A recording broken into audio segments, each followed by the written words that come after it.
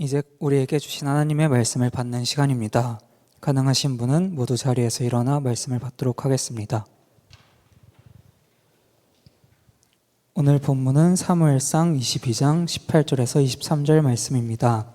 말씀을 저와 여러분이 한 절씩 교독하고 끝절은 합독하겠습니다. 왕이 도액에게 이르되 너는 돌아가서 제사장들을 죽이라 하매 에돔 사람 도액이 돌아가서 제사장들을 쳐서 그날에 스마포 에봇 입은 자 85명을 죽였고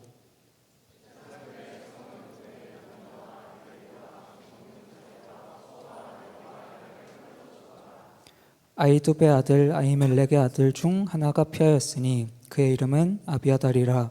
그가 도망하여 다윗에게로 가서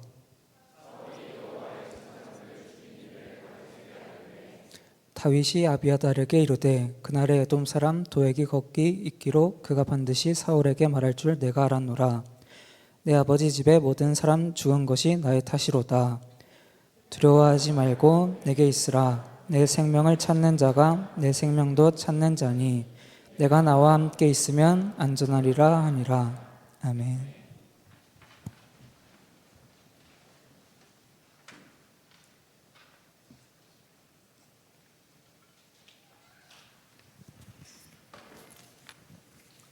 함께 고백합시다. 예수님 사랑합니다. 나에게 말씀하시옵소서. 아멘. 이 시간에도 말씀 가운데 하나님의 음성을 들으시기를 바랍니다. 오늘 설교 제목은 Never Die라고 써놨는데 사실은 그 앞에 언약의 사람, 그래서 언약의 사람은 절대 죽지 않는다라는 메시지를 좀 센세이션하게 표현하려고 주어는 빼고 그렇게 적었습니다. 언약이라는 단어를 아시죠? 언약, 하나님의 말씀이 때로는 율법, 계명, 복음, 또 뭐 여러 가지로 표현을 하지만 언약이라는 단어가 있습니다. 그 말씀을 생각하면서 우리 한 사람 한 사람이 언약의 사람이 되기를 소원합니다. 함께 우리 말씀 보겠습니다. 오늘 18절의 말씀을 같이 읽을게요. 시작. 왕이 도액에게 이르되 너는 돌아가서 제사장들을 죽이라 하매 에돔 사람 도액이 돌아가서 제사장들을 쳐서 그날에 세마포 에봇 입은 자 85명을 죽였고. 아멘. 성경이 진리죠. 사람을 죽였다는 장면은 진짜 죽였다는 겁니다. 잔인하고 무서운 장면인 거죠. 수년 전에 한 20살 정도 된 청년이 길에서 무차별 살인사건을 저질렀습니다. 한 사람을 공격한 게 아니라 여러 사람을 칼로 공격을 했어요. 그 이유는 열등감과 시기심이었습니다. 나는 삶이 이런데, 나는 연애도 잘 못하는데, 난 데이트도 못하는데 가서 무작위로 사람을 공격했죠. 살인의 이유가 뭐라고요? 열등감, 시기심. 그런데 보면 세상에 있는 대부분의 문제들이 다 그렇습니다. 열등감, 시기심. 나는 없는데 쟤는 왜 있냐? 세상 사람들이 가진 관념이죠. 그리고 오늘 성경에서 제사장을 무려 85명이나 살해한 이런 대량 학살의 주범 사울 왕도 마찬가지였습니다. 사울 왕의 살인의 이유는 분명했어요. 다윗을 향한 시기, 질투심이었습니다. 사울의 그런 큰 죄는 그의 영적인 상태랑 상관이 있었던 거죠. 오전에 목사님 말씀에 이런 말씀을 하셨어요. 신앙이란 먼저 하나님과 사랑의 관계, 그 다음에 사람과 사랑의 관계 안에서 살아가는 삶이다. 자, 첫 번째 뭐라고요? 하나님과 사랑의 관계, 그 다음에 사람과 사랑의 관계 안에서 이루어지는 것이 바로 신앙생활입니다. 사랑하고 계시나요? 네, 아무미 가뭄 들었어요. 사랑하고 계시나요? 네, 사랑하는 정도가 아니라 마음속에 사랑이 불타올라야 됩니다. 예수 믿는 사람들은 그래야 돼요. 그냥 사랑하십니까 하면 세상 사람들 다 네, 저 사랑합니다라고 대답을 해요. 예전에 한 청년이 교회에서 왔다가 설교 듣다 중간에 그냥 나가더라고요. 그래 나중에 신방 요청을 하길래 응했어요. 자기는 사실 마음에 너무 큰 상처가 있어 설교를 듣다가 특정 단어를 들으니까 도저히 견딜 수가 없어서 예배당을 뛰쳐나갔습니다. 신방 잘 받고 그 청년은 교회 다니지 않았습니다. 예배도 오지 않았어요. 그런데 사실 내용은 그랬습니다. 저는 상처가 많아요. 저는 남들이 감당하지 못하는 상처가 있어요. 저는 이런 아픔이 있어요. 저는 이런 게 있어요. 저는 이런 사람이에요. 자매님, 사랑은 해보셨습니까? 남들을 사랑해 보셨습니까? 사랑하십니까? 저는 정말 사랑이 많은 사람이에요. 그런데 이후에 하는 대답은 전혀 의외의 대답들이었어요. 아, 이 친구가 생각하는 사랑이 우리가 생각하는 사랑이랑 관념이 완전 다르구나. 이 사람이 생각하는 사랑은 나를 사랑해요. 삶을 사랑해요. 인생을 사랑해요. 즐거운 것들을 사랑해요. 아름다운 것들을 사랑해요. 그 세상 사랑이죠. 세상 사랑이지. 그게 아니라 예수 믿는 사람들의 사랑은 성령의 사랑입니다. 그리스도의 사랑이에요. 그게 무너질 때 인간 세상에 벌어지는 모든 일이 생긴다고요. 사울이 살인을 벌였는데 사실 그 전에도 사울은 계속해서 하향세입니다. 하나님의 영이 그를 떠나고 계속해서 죄를 많이 짓죠. 많이 죄를 짓는데 죄라는 건 쌓이는 속성이 있습니다. 죄라는 것은 이게 자라나요? 죄가 다 똑같은 죄가 아닙니다. 죄를 다 똑같이 퉁치면 그건 불의하죠. 불의하지. 공동체가 죄를 다루는 방법도 마찬가지입니다. 죄라는 건 경중이 있어요. 모양이 다릅니다. 색깔이 달라요. 크기가 달라요. 다 다른 겁니다. 사울 왕의 죄가 점점점 쌓여가는 겁니다. 그리고 그 정점을 찍는 게 바로 여호와의 제사장들을 무려 85명이나 살해하는 데서 벌어지는 거예요. 제사장은 뭐 하는 사람이죠? 여호와의 율법을 지키는 사람입니다. 그 당시에 제사장을 죽였다는 뜻은 뭐예요? 여호와 율법을 죽인 거예요. 내 삶 속에서 하나님의 말씀을 버린 겁니다. 그런데 가만히 보면은 지금 세상 똑같아요. 이 세상은 하나님의 말씀을 자꾸만 버립니다. 창조의 질서를 버려요. 남녀의 질서를 버려요. 사랑의 질서를 버립니다. 사랑의 질서, 그것도 중요해요. 하나님께서 이렇게 만든 겁니다. 이 사람 저 사람 다 썸 타고 다 사랑한다고 그거 사랑 아니에요. 양다리 문어다리 한다고 그거 사랑 아니에요. 이게 우스운 얘기 같지만 우리 집단 양심이 있으니까 여기서나 우습게 들리지 세상에서는 그게 당연해요. 아, 난 사랑이 너무 많아. 결혼한 유부남이 나 진짜 이제 사랑을 찾은 것 같아. 그런데 그런 쌉 소리 같은 소리가 세상에서 먹혀요. 왜? 사랑에 대한 관념이 잘못됐으니까. 뭐가 없어서? 여호와의 말씀이 없어서. 여호와의 율례와 법도가 없으니까. 가정의 질서를 버려요. 그건 뭐 누구나 가정에 상처 없는 사람 없죠. 가정의 질서가 깨집니다. 그리고 더 중요한 거, 결국에 영적 질서를 버리죠. 그게 바로 이 세상의 모습입니다. 오늘날 교회가 줄어든다고 하고 있어요. 우리 교회는 오면 맨날 복작복작하죠. 사람 많죠. 젊은 사람 많죠. 이게 당연한 게 아니라고요. 당연한 게 아니라고요. 교회마다 줄어들어요. 사람이 줄어들어요. 예배당의 빈자리를 바라보면서 주님은 어떻게 생각하실까? 혹시 그런 마음 든 적 있나요? 예배당의 빈자리를 보면서 저 자리에 누가 앉아 있어야 되는데, 아무개가 앉아 있어야 되는데, 혜정이가 앉아 있어야 되는데, 오혜정 말고 서혜정. 그 빈자리를 보면서 가슴 아파하시는 하나님의 마음. 기독교가 줄어갑니다. 목회자가 줄어가요. 전도사님들이 줄어갑니다. 여러분, 제 몸값은 점점 금값이 되고 있습니다. 아니, 교육전도사님 뽑기 왜 이렇게 어려워? 사실 그래요. 그런데 영적인 경각심을 가져야 됩니다. 왜? 이 나라에서 제사장들이 줄어든다는 건 무슨 뜻이에요? 여호와의 말씀이 없어지고 있다는 거야. 그 경각심 가져야 됩니다. 그러니까 가정의 질서, 사랑의 질서, 남녀의 질서, 세상의 질서, 영적 질서가 다 무너지고 있는 거라고요. 거기서 세상에 혼돈이 오는 겁니다. 왜 사울왕의 인생이 나락으로 가고 있냐?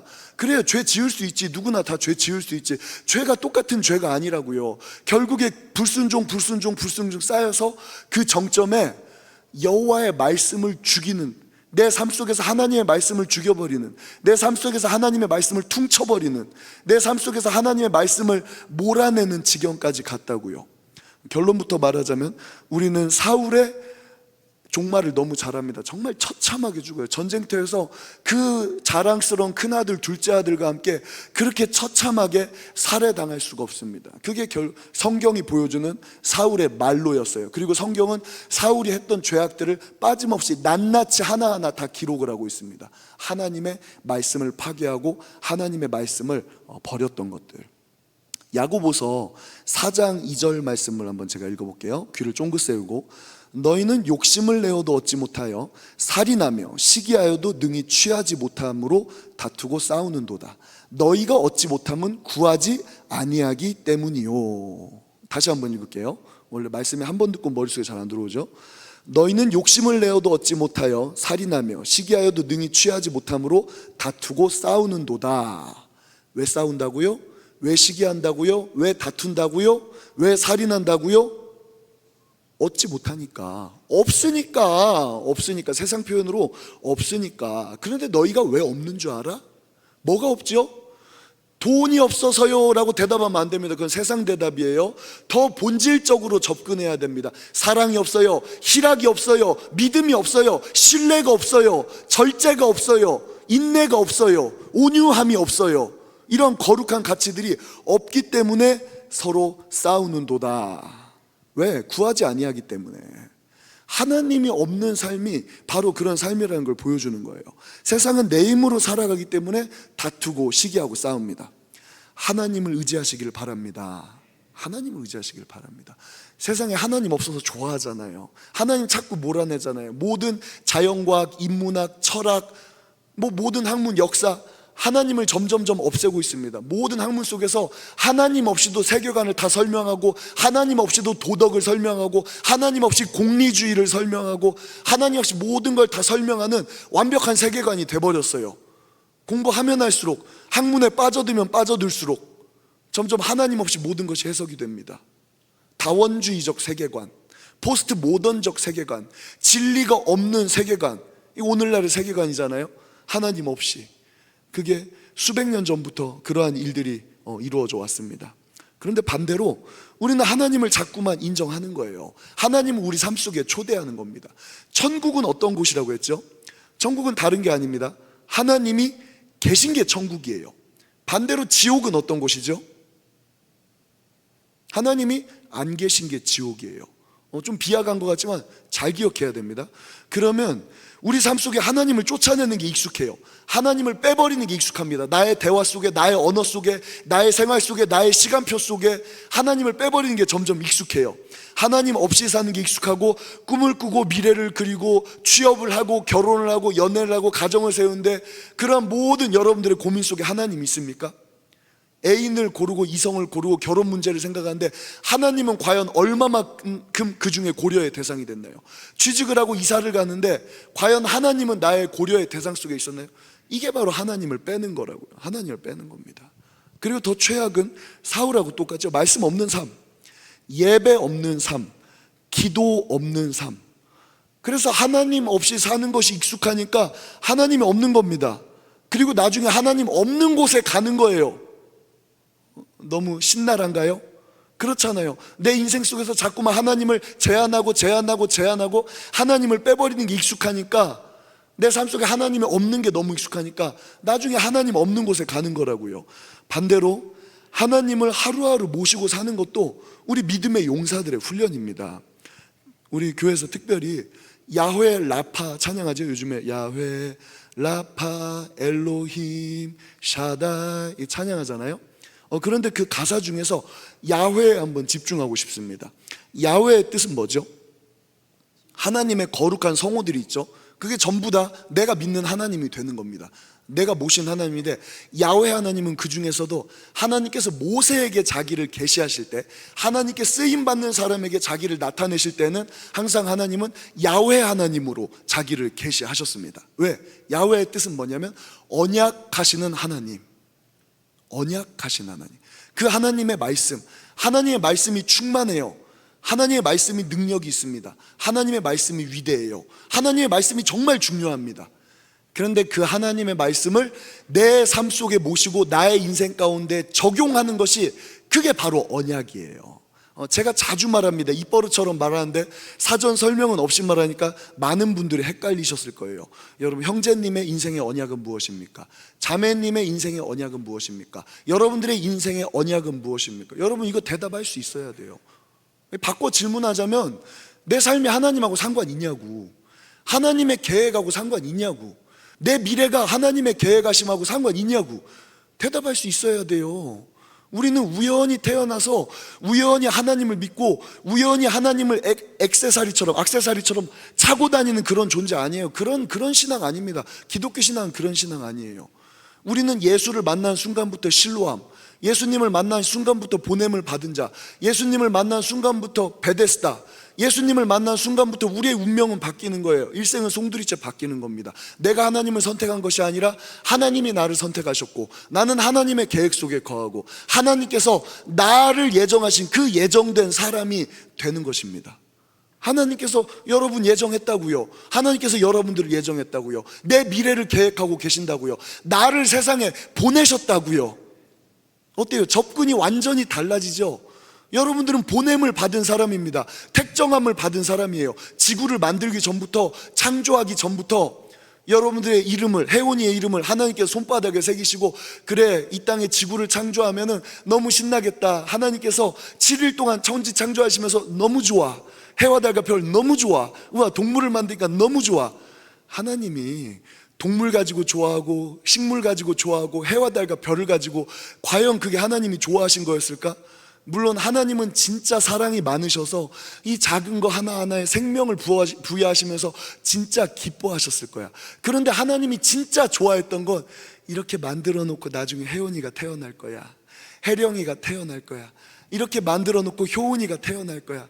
얘들이 이제 이 많은 아름다운 자연을 보고 나를 예배하겠지, 나를 찬양하겠지. 너무 좋아. 그리고 그 아이들을 내가 써먹어야지. 그 아이들이 때로는 눈물도 흘리겠지. 그 아이들이 때로는 시련도 겪겠지. 그 아이들이 때로는 아프기도 하겠지. 그러나 점점 성숙할 거야. 그리고 나를 닮아갈 거야. 그리고 마침내 이 아이들이 십자가의 마음을 알겠지. 나의 눈물을 알겠지. 나를 더 사랑하게 되겠지. 그리고 이 땅에서 모든 과업을 이룬 다음에는 다시 천국에서 만나야지. 그리고 영원히 사랑해야지. 그들에게 내가 보상해줘야지. 여러분, 너무 아름답지 않나요? 너무 아름답지 않나요? 우리가 그런 존재라고요. 우리 그런 존재라고요. 이게 언약이라고요. 언약. 하나님의 거룩한 언약이 말씀이 나에게 해당되는 거예요. 말씀이 나의 인생 가운데 이루어지는 거예요. 그 말씀이 여호와, 와, 아도나이인 줄만 알았어요. 엘로힘인 줄만 알았어요. 샤다이인 줄만 알았어요. 그렇지, 우리 하나님 위대하지. 우리 하나님 대단하지. 우리 하나님 진짜 멋있지. 그러면 뭐해, 나는 쭈구리인데. 우리 맨날 이렇게 생각하잖아. 하나님은 너무 먼 당신이잖아. 그런데 그 하나님이 나에게 약속해 줬다고요. 이게 여호와, 내 삶 가운데 찾아오신 하나님. 여러분, 그런 언약을 붙드시기를 바랍니다. 이 시간 우리 말씀 듣잖아요. 우리 개신교 예배는 말씀 중심이에요. 은경이 어디 있어? 은경이 아이 컨택 어디 있지? 은경이 없으면 나 설교 멈춥니다. 네, 은경이 아이 컨택 안 하면 설교 멈춥니다. 네. 우리 개신교의 예배는 하나님과 나와 영적 소통하는 거예요. 말씀 속에, 이 말씀을 통해서 하나님은 나와 언약하십니다. 이 말씀은 하나님께서 나에게 주시는 말씀입니다. 이러한 영적인 작업이 선행되지 않으면 그거 소용없어요. 그리고 개신교 예배는 말씀 앞에 나와 나를 죽이는 시간입니다. 말씀 앞에 나와 내 꿈과 옛사랑과 내 운명을 죽이는 시간이에요. 슬프나요? 난 성령 받으니까 그러더라고. 성령 받으니까 내 옛 자아를 죽이고 내 꿈을 죽이고 내 연애하고 싶은 마음, 세상 거 하고 싶은 마음, 세상의 꿈 다 죽이는데 진짜 눈물 나더라. 막 눈물이 주르르 나더라. 나를 너무 사랑하니까. 하나님, 내가 젊은데 이렇게 살아야 돼요? 막 눈물이 나더라고. 막 양다물고. 그런데 여러분, 그 뭐가 좋아? 육신의 게 뭐가 좋아? 육신의 게 내 운명의 굴레, 운명의 족쇄. 그러니까 내가 이 모양 이 꼴로 살잖아요. 세상에 속한 존재로 하나님 없이, 언약 없이, 전능하신 샤다이와 상관없이 우리 그렇게 살잖아요. 그런데 그 우리의 옛사람과 옛 자아를 죽이는 시간이야. 말씀의 권능으로 죽이는 시간이고, 말씀의 검으로 죽이고, 새 자아, 새로운 존재, 언약의 사람이 되어서 다시금 하나님 앞에 살아가는 시간입니다. 얼마나 좋아요. 그렇게 언약의 사람이 되시기를 바랍니다. 언약으로 사는 사람은 세상 사람하고 달라요. 세상 사람 왜 싸운다고요? 왜 시기 질투한다고요? 없으니까 못 구하니까, 뒷배가 없으니까, 나를 책임져주시는 하나님이 없으니까. 옛날에 신학교에서 소문이 났어요. 양승표 쟤 엄청 부자라고.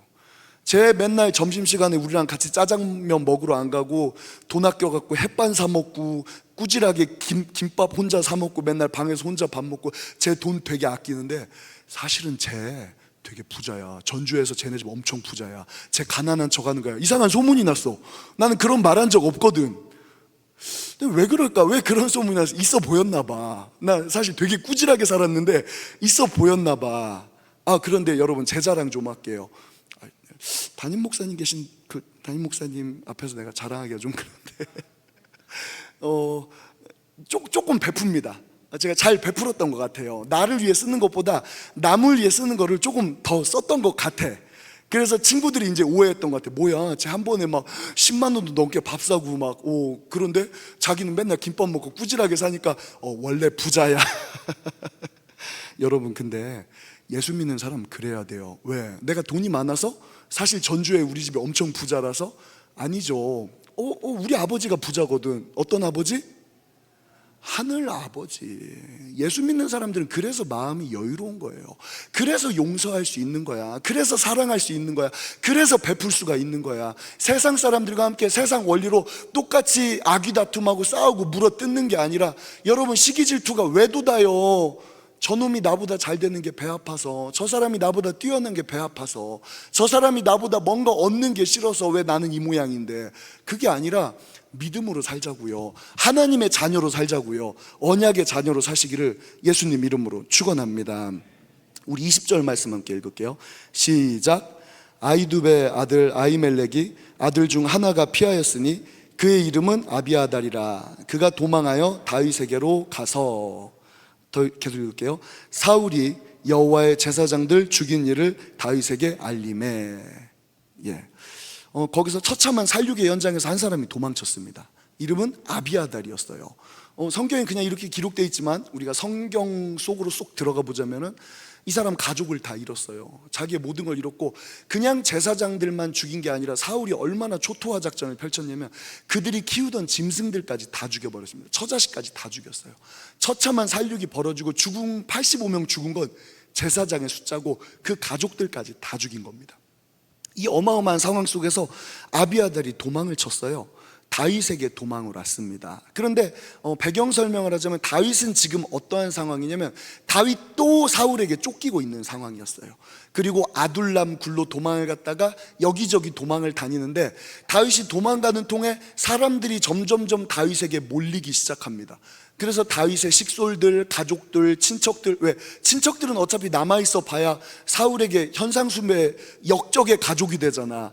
그러니까 다윗을 쫓아서 이제 도망다니는 사람들의 숫자가 어느덧 400명이나 됐어. 아둘람 굴에 400명의 무리가 웅성웅성 모여가지고 전부 다 거기 모여있는 거예요.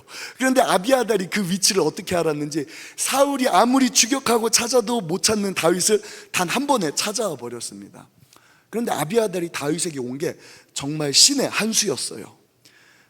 그리고 그 다윗을 선택한 것 때문에 아비아달은 마침내 다윗과 함께 승리하게 됩니다. 오늘의 패배, 오늘의 아픔, 오늘의 모든 엉망이었지만 그 다윗에게 찾아온 그 하나 때문에 결국에 나중에 아비아달은 모든 게 회복되는 거죠. 왜냐하면 아비아달이 다윗에게 온 것이 바로 하나님의 편에 선 것이 됐기 때문에 그렇습니다. 하나님의 편에 섰어요. 하필 도망갔는데, 어려운 상황에서 극적으로 도망갔는데 그게 하나님의 편에 선 것이 됐습니다. 그래서 결론부터 말하자면 다윗은 나중에 하나님의 언약이 이루어져요. 그리고 하나님의 언약이 이루어지니까 결국 다윗의 주변 사람들은 다 어떻게 되죠? 전부 다 이 사람들이 장군, 국내 대신, 신하, 그리고 아비아달은 그 나라의 이제 왕의 직속 제사장이 되는 거죠. 모든 것이 전화위복이 되게 되는 것입니다. 그리고 그게 바로 하나님의 일하심이었던 것이죠. 그런데 중요한 건 하나님이 일을 하셔도 그 하나님의 편에 서지 못하면 하나님의 일하심 가운데 들어갈 수가 없습니다.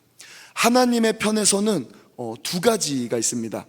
오늘 본문을 통해서 첫 번째는 언약의 편에 서라.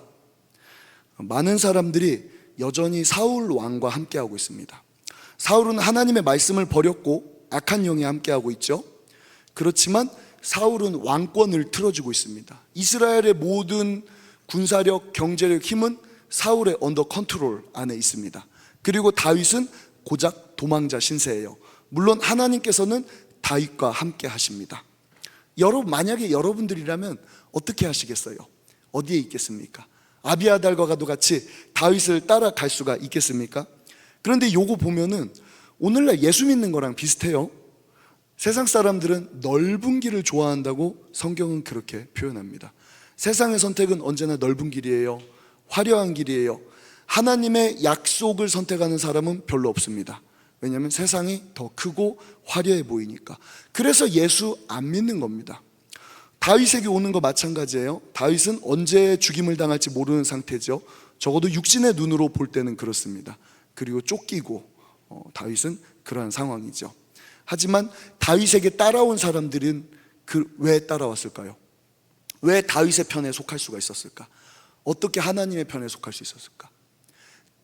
이 성경을 자세히 읽어보면 다윗에게 하나님의 언약이 있다는 걸 이 사람들이 듣고 온 거예요. 하나님께서 반드시 다윗을 왕으로 세워주실 것이다. 하나님께서 반드시 다윗을 왕으로 만들어 주실 것이다. 그 하나님의 말씀을 믿었기 때문에 다윗과 함께하였고 결국에 그들은 그 하나님의 꿈에 동참을 하게 됐던 것입니다. 예수님 시대에도 그랬어요. 사람들은 예수님께로 오지 않았습니다. 예수님이 부활하실 때쯤에는 사람들이 다 떠나고 500명 정도의 사람이 남았다고 성경은 그렇게 기록을 하고 있습니다. 다윗을 따라서 아둘람 굴에 숨었던 사람들하고 비슷한 숫자예요. 그 광야에서 예수님께서 부활하시고 하늘로 쭉 승천하실 때 남아있던 제자들이 고작 500명밖에 되지 않았습니다. 어떠한 사람들이 예수님에게 왔었나요? 그 당시에 메시아의 언약을 기억하는 사람, 메시아의 언약을 기억하는 사람, 예수님을 보고 하나님의 약속이 저기에 있다, 반드시 하나님의 나라가 이루어진다, 하나님께서 저분과 함께 하신다, 저분은 하나님이 보낸 분이다, 하나님의 언약을 기억한 사람들이 예수님에게로 왔습니다. 교회도 마찬가지예요. 하나님의 언약을 아는 사람들이 옵니다. 예배와 기도에도 그래요. 여러분, 어떤 사람이 기도에 옵니까? 어떤 사람이 예배 자리에 옵니까? 그 속에 성령의 운행하심과 기도에 응답하신 하나님의 언약을 믿는 사람이 기도하는 거예요. 그 속에 하나님이 일하신다, 하나님께서 너희 가운데 함께 하시겠다, 그 언약을 믿는 사람들이 예배하는 겁니다. 그러니까 세상은 당연히 예배할 수 없는 거예요. 기도할 수 없는 거예요. 특별히 저는 기도의 자리에서 정말 신앙의 본질을 발견하는 것 같아요. 믿음이 없는 줄 알았는데 그렇게 간절히 기도하고, 이 친구가 이렇게 믿음이 있었나? 이 친구가 이렇게 간절했나? 이 친구가 이렇게 하나님을 찾았나? 믿음의 본질이 거기에서 막 나타나는 것 같아요. 숨었던 믿음의 본질들이 하나님을 구하고 찾고 두드리고, 거기에는 세상적인 즐거움은 없어요. 세상적인 화려함은 없어요. 세상적인 안락함은 없어요. 우리 기도에 잠깐 광고하자면 한 번도 안 와본 분들 계시죠? 우리 기도회는 1시간 동안 기도만 합니다. 진짜 기도만 해. 간식도 안 줘. 기도만 해. 내가 자랑할 건 그거밖에 없어요. 기도만 합니다. 그런데 오세요. 와 보라. 와 보라. 예수께로 가는데 저기 가면 뭐 재밌어요? 예수님께로 가면 뭐가 좋습니까? 뭐 말은 필요 없고 와 봐라. 와서 하나님의 나라 경험해봐라. 뭐 다른 건 설명 못하겠다. 세상적인 언어로는 설명 못하겠다. 와 봐라. 기도해봐라. 성령을 맛봐라. 하나님의 나라를 맛봐라. 그리고 하나님의 언약을 붙잡아라. 할렐루야. 예, 그런 믿음이 있으시기를 축원합니다. 오전에 담임 목사님 이런 말씀을 하셨어요. 우상이란 하나님보다 사랑하는 그 무엇이다. 그 무엇이라고 표현을 하더라고요. 하나님보다 더 사랑하는 그 무엇이다. 물론 우리가 나에게 주어진 것들을 사랑할 수 있습니다. 가족, 친구, 직장, 물질, 여러 가지 나에게 주어진 것들 사랑할 수 있어요. 그런데 문제는 그게 하나님을 뛰어넘는 게 우상입니다. 그 사랑이 하나님을 뛰어넘을 때, 그것이 예배보다 우선시 될 때, 그것이 기도보다 우선시 될 때, 그것이 성령의 임재보다 우선시 될 때, 그것이 내 마음속 믿음과 결단보다 우선시 될 때는 그 우상이 되는 거예요. 요한계시록 3장 15절과 16절 말씀입니다. 제가 준비해서 제가 읽을게요. 귀를 쫑긋 세우시고, 내가 네 행위를 아노니 네가 차지도 아니하고 뜨겁지도 아니하도다. 네가 차든지 뜨겁든지 하기를 원하노라. 네가 이같이 미지근하여 뜨겁지도 아니하고 차지도 아니하니 내 입에서 너를 토하여 버리리라. 이거 예수님이 하시는 소리입니다. 예수님 하신 얘기예요. 교회를 향한 편지였습니다. 한 번 더 읽을게요. 내가 너의 행위를 아노니 네가 차지도 아니하고 뜨겁지도 아니하도다. 네가 차든지 뜨겁든지 하기를 원하노라. 네가 이같이 미지근하여 뜨겁지도 아니하고 차지도 아니하니 내 입에서 너를 토하여 버리리라. 아멘. 여러분 뜨거우십니까? 뜨거우십니까? 예수의 사랑으로 뜨거우십니까? 하나님의 나라로 뜨거우십니까? 언약으로 뜨거우십니까? 성령으로 뜨거우십니까? 뜨거워져야 돼요. 뜨거워져야 돼요. 말씀보다 더 좋은 설교는 없는 것 같아요. 이거 한 번 더 읽을게요. 내가 너의 행위를 아노니 네가 차지도 아니하고 뜨겁지도 아니하도다. 네가 차든지 뜨겁든지 하기를 원하노라. 네가 이같이 미지근하여 뜨겁지도 아니하고 차지도 아니하니 내 입에서 너를 토하여 버리리라. 아멘. 예, 엄중한 하나님의 말씀이죠. 예, 이 말씀을 새기고 하나님 앞에 뜨거우시기를, 언약을 분별하시기를 바랍니다. 두 번째요, 하나님의 편에 서는 두 번째, 다윗의 편에 섰던 사람들, 하나님의 계획에 편승한 사람들, 결국에 마지막에 승리하는 사람들. 두 번째는 바로 세상과 등진 겁니다. 아비아달이 다윗에게 도망을 할 수 있었던 이유는 사실 다윗에게 하나님의 언약이 있는 것도 그렇지만 더 중요한 건 아비아달은 다른 데 갈 데가 없었어요. 사실은 갈 데가 거기밖에 없었습니다. 그리고 사무엘상 22장, 오늘 본문보다 좀 앞서 2절 말씀을 보면은 함께 볼까요? 성경책을 펴주시고 2절 같이 읽을게요. 시작. 환난당한 모든 자와 빚진 모든 자와 마음이 원통한 자가 다 그에게로 모였고 그는 그들의 우두머리가 되었는데 그와 함께한 자가 400명 가량이더라. 아멘. 예, 환난당한 자, 빚진 자, 마음이 원통한 자. 야, 표현이 기가 막힙니다. 환난당한 자, 빚진 자, 마음이 원통한 자. 다윗에게 이런 사람들이 모였어요. 야, 우리 다윗 진짜 힘을 얻겠다. 예. 그런데 여러분, 이게 하나님의 나라의 원리예요. 세상에 마음이 둘 곳이 없어서 다윗에게 왔습니다. 세상에 마음 둘 곳이 없어서 어쩔 수 없어서 다윗에게 왔어요. 그런데 가만히 보니까 예수님에게 오는 사람들이 어때요? 세상에 소망이 없어요. 세상에 기쁨이 없어요. 그런데 저기 메시아가 있대. 그 언약의 말씀 듣고 다 거기로 모이는 거예요. 혹시 뭐라도 얻어먹을 수 있을까? 혹시 은혜 받을 수 있지 않을까? 혹시 천국이 뭘까? 기적이 뭘까? 하나님의 나라가 뭘까? 그 가난한 심령들이 주님 앞에 모이는 겁니다. 마태복음 5장 3절을 제가 읽겠습니다. 심령이 가난한 자는 복이 있나니 천국이 그들의 것이며. 심령이 가난한 자는 복이 있나니 천국이 그들의 것이며. 하나님은 참 공평합니다. 세상으로 마음이 부유하면 절대로 하나님의 나라를 소유할 수가 없어요. 반대로 세상의 심령이 가난할 때에는 천국을 소유하게 됩니다. 신기하죠? 예. 하나님께서는 심령이 가난한 자들을 통하여 하나님의 나라를 상속하기를 기뻐하십니다. 세상 것에 부유하면서 하나님의 것에도 부유할 수는 없어요. 그러나 세상 것에 가난하기 때문에, 세상 것에 목마르기 때문에 하나님 앞에 나옵니다. 이게 영적인 원리예요. 세상이 위로를 못 주고 만족을 못 주는 사람들이 있습니다. 세상에서 위로가 없고 만족이 없는 사람들이 있어요. 하나님께서는 그러한 사람들을 모아 그분의 나라를 소망하게 하십니다. 아비아달과 같이 세상에 환난을 당하고 몸둘 곳이 없는 사람이 있습니까? 그래서 하나님께서는 하나님에게 오시게 하는 거라고요. 하나님의 편에 서게 하시는 거라고요. 그런 영적인 원리를 기억하시기를 예수님 이름으로 축원합니다. 예, 마지막 우리 22절과 23절 말씀 함께 읽겠습니다. 시작. 다윗이 아비아달에게 이르되 그날에 에돔 사람 도액이 거기 있기로 그가 반드시 사울에게 말할 줄 내가 알았노라. 네 아버지 집에 모든 사람이 죽은 것이 나의 탓이로다. 두려워하지 말고 내게 있으라. 내 생명을 찾는 자가 네 생명도 찾는 자니 네가 나와 함께 있으면 안전하리라 하니라. 아멘. 예. 와, 다윗이 이제 모든 것을 잃어버린 아비아달을 위로해 줍니다. 네가 죽은 게 나 때문이야. 네가 모든 것을 잃은 게 나 때문이야. 꼭 우리 예수님 같아요. 그래, 네가 상처받고 네가 세상에서 고난당하고 네가 세상에서 그렇게 부족한 이유가 나 때문이야. 나 때문에. 사실 다윗의 탓이라고 하기는 좀 그렇죠. 그런데 다윗이 계속해서 말합니다. 두려워하지 말고 나랑 함께 있어. 네 생명을 찾는 사람이 어차피 내 생명도 찾는 사람이야. 우리 여기 함께 있자. 그러면 넌 안전할 거야. 야, 다윗이 지금 위로할 상황인가요? 자기도 현상수배범입니다. 온 나라가 지금 다윗을 죽이려고 발톱을 세우고 있어요. 사울 왕이 칼을 갈고 있습니다. 그런데 다윗이 왜 이런 확신을 가질 수가 있었을까요? 여러분, 이게 성령의 사람은 이렇게 위로해 줄 수 있는 거예요. 여러분들 각 가정에 여러분들이 속한 공동체 가운데, 믿음의 공동체 말고요, 바깥 공동체, 가정과 여러분들 직장, 여러분들의 만남, 여러분들의 친구들에게 여러분들이 이런 언약의 사람의 역할을 감당해야 돼요.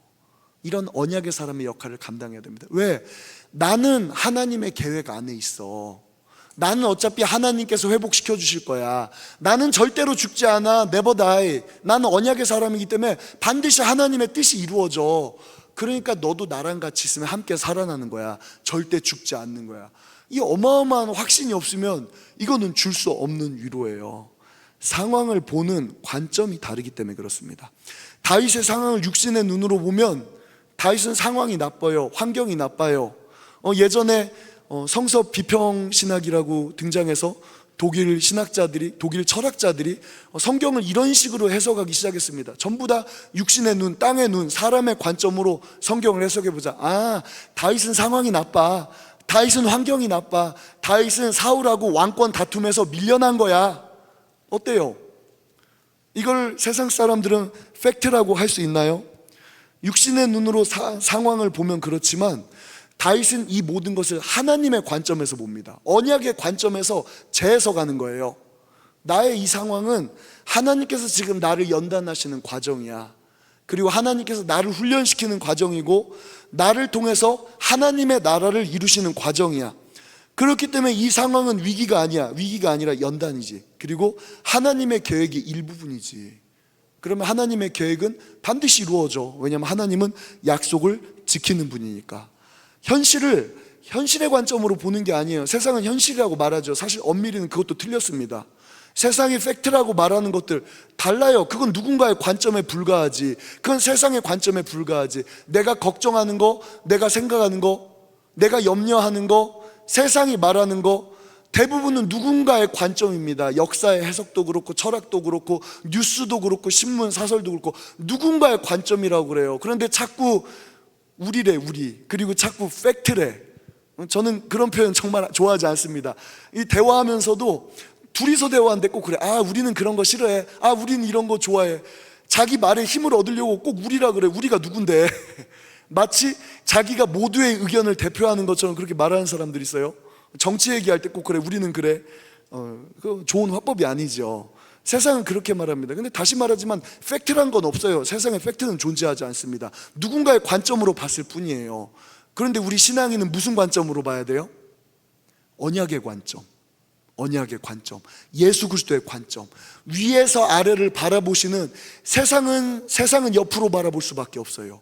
그러나 위에서 바라보시는 하나님의 관점, 언약의 관점, 전능하심의 관점에서 보자고요.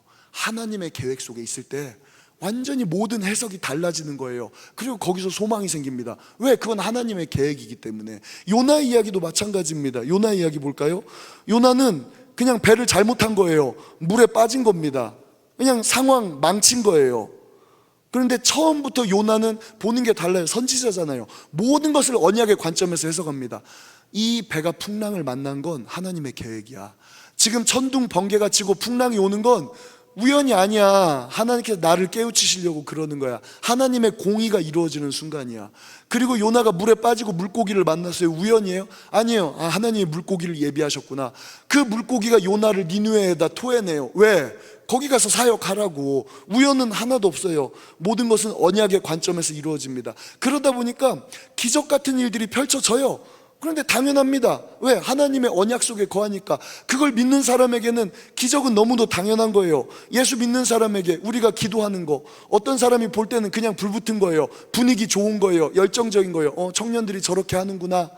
그러나 우리는 알아요. 아, 성령께서 우리의 마음을 감동하시는구나. 점차 하나님의 나라를 알게 하시는구나. 나를 연단하시는구나. 나를 사용하려고 준비하시는구나. 성령께서 기름 부으시는구나. 이 모든 게 기적이에요. 그러나 우리는 너무도 당연합니다. 기적은 하나님을 믿는 사람에게 너무 당연한 것이죠. 목사님이 전에 그런 이야기 하셨어요. 사명자는 절대 죽지 않는다. 사명자는 절대 죽지 않는다. 왜? 사명자는 하나님의 일을 해야 되기 때문에 그 생명도 하나님의 주권 아래 있다는 거예요. 혹시 두려워하는 게 있으신가요? 염려하는 것이 있으신가요? 기억하시기 바랍니다. 사명자는 절대 죽지 않아요. 내 생명을 위해 사는 사람은 내 생명을 내가 책임져야 돼요. 죽음을 두려워할 수밖에 없습니다. 내가 처한 상황을 두려워할 수밖에 없어요. 그러나 하나님의 언약을 위해 사는 사람은 하나님의 언약을 위해 살기 때문에 그 생명도 하나님께서 책임져 주십니다. 그 언약을 하나님께서 이루어 주시는 거거든요. 이와 같이 언약 가운데 사는 우리 여러분들이 되시기를, 언약의 사람들이 되시기를 바랍니다. 언약의 사람들이 돼서 나의 이 연단과 나의 아픔과 나의 고민과 나의 걸어가는 길에서도 하나님은 일하십니다. 나뿐만 아니라 나와 함께하는 자들까지 살리는 거예요. 다윗이 아비아달에게 네가 나랑 함께 있으면 안전할 거야. 왜? 나는 언약의 사람이거든. 하나님의 계획이 나와 함께하거든. 나는 절대 죽지 않거든. 나는 그런 기적의 사람이거든. 나는 하나님이 나와 동행하시거든. 우리 너무 당연한 거잖아요. 이거 주일학교 때부터 너무 당연하게 들은 말씀이잖아요. 그런데 당연한 게 세상에서는 당연하지 않죠. 그런 담대함 속에 하나님의 언약을 붙들고 살아가는 우리 모두가 되기를 예수님 이름으로 축원합니다. 하나님 감사합니다. 주의 말씀을 들을 때 하나님의 말씀이 언약이 되어 우리 안에 새겨지기 원합니다. 하나님의 말씀이 하나님과 우리를 연결하는 거룩한 약속이 되어 우리가 이 말씀 붙들고 굳건하게 서기 원합니다. 세상을 두려워하지 않고 하나님의 편에 서는 자들이 되기 원합니다.